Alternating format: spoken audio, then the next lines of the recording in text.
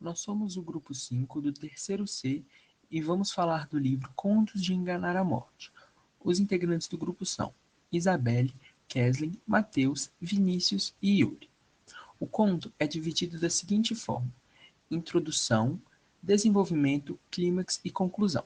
A introdução é o início da narrativa, desenvolvimento é a apresentação das ações que modificam o estado inicial da narrativa. O clímax é o momento de maior tensão dentro do conto. E a conclusão, como o nome já diz, conclui o ato de toda a história. Existem alguns tipos de conto, como conto de fada, que possui um elemento maravilhoso, conto de terror, que inclui elementos sobrenaturais, e contos fantásticos, que contém um elemento absurdo. Algumas das características do conto são poucos personagens e espaço e cenário bem limitado, e um recorte temporal reduzido. Os tipos de narradores são narrador em primeira pessoa, narrador observador e narrador onisciente. O narrador em primeira pessoa é aquele que conta a sua própria história.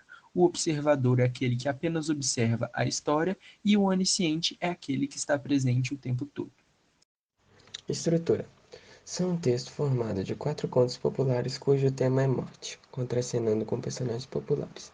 O enredo é originário de histórias populares, resultado de pesquisa folclórica e de contos populares. Sua característica principal é a tradição oral, a oralidade do povo humilde. O autor procura, através do riso, fazer reflexão sobre a morte em linguagem coloquial.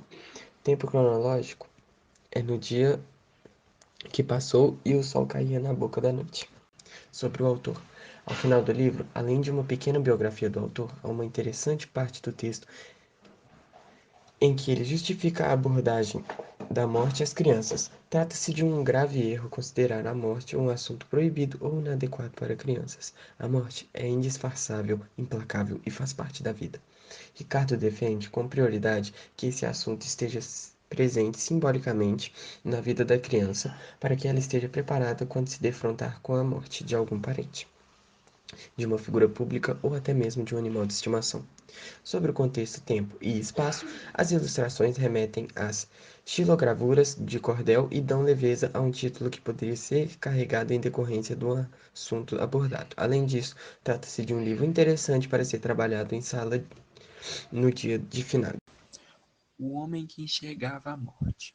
Introdução. O sétimo filho de um homem não tinha padrinho. Após procurar bastante, esse homem teve a oferta da morte para apadrinhar seu filho. Desenvolvimento. Após aceitar o convite, a morte diz que fará o homem rico, famoso e poderoso, para que ele possa cuidar do afilhado da morte. A morte deu poderes especiais para que ele conseguisse saber se uma pessoa está prestes a morrer ou ser curada de sua doença. O clímax.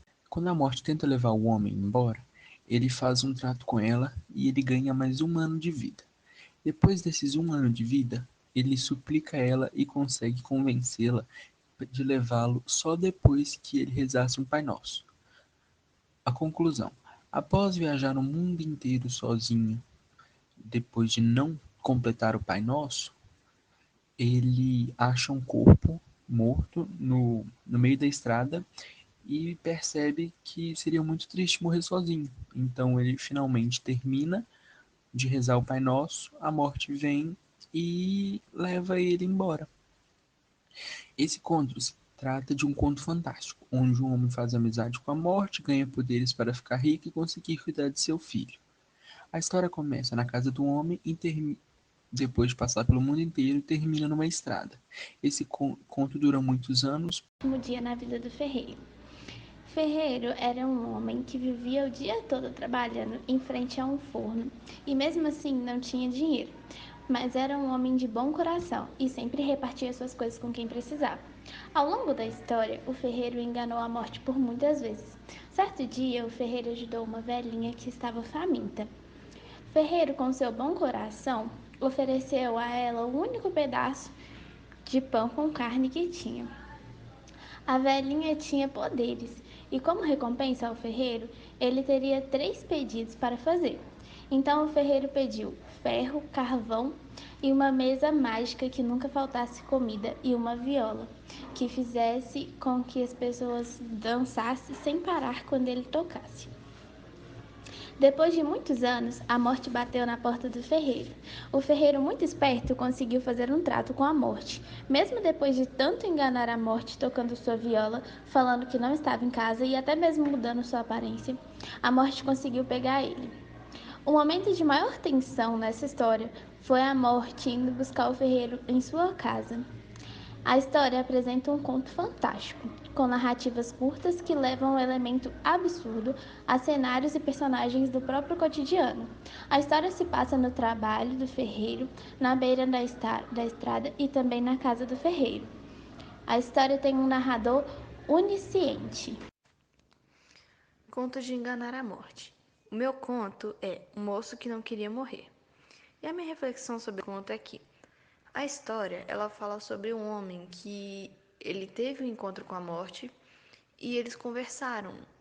Ele imaginou que a morte tinha vindo buscar ele, mas na verdade sim e não. Era para buscar ele, mas não naquele momento. E aí ele colocou uma ideia na cabeça de que deveria procurar um lugar onde ninguém morre.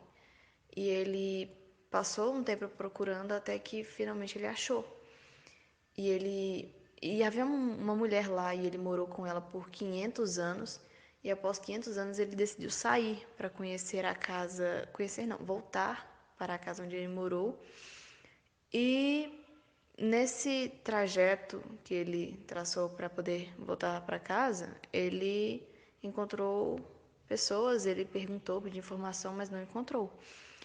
E na volta, já meio chateado e decepcionado por não ter encontrado a casa, ele encontrou um vendedor de maçãs. Ele havia sido avisado que não era para descer do cavalo que ele estava montado e que não era para aceitar comida de estranhos. Mas ele desceu do cavalo, comeu 2 maçãs, ou quase comeu, e descobriu que o vendedor de maçãs, na verdade, era a morte, que estava procurando por ele há muito tempo. E ele só estava fugindo dela todos esses 500 anos.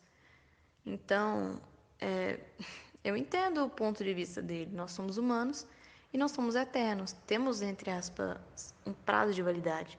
Porém, ao contrário do homem da história, nós aceitamos esse fato e procuramos viver de forma intensa, aproveitando cada momento sozinhos ou ao lado de quem nós amamos. É isso. O meu conto é A Quase Morte Zé Malandro, que conta a história em que ele conhece um viajante que oferece para ele 4 poderes mágicos em troca do favor que ele lhe fez. Ao longo do conto, Zé Malandro envelhece, então a morte vem buscar ele na Terra. Porém, ele usa um de seus poderes para prender a morte, fazendo que ele não morra, e anos depois é a vez do diabo. Ele vem para buscar Zé Malandro, mas o mesmo prende o diabo, também deixando Zé Malandro ainda vivo na Terra. Depois é a vez do Diaba, a esposa do diabo, e novamente é prendida por ele. Depois de muitos anos, Zé Malandro, por já estar muito velho e cansado, desiste da vida e solta a morte, o diabo e a diaba. Quando ele chega no inferno, não quiseram ele lá e mandaram ele para o céu. Só que nem no céu quiseram ele. Então ele voltou para a terra e dizem até hoje a lenda que ele nunca mais morreu. Esse conto apresenta poucos personagens, a história se passa em poucos cenários e é muito divertido de se ler.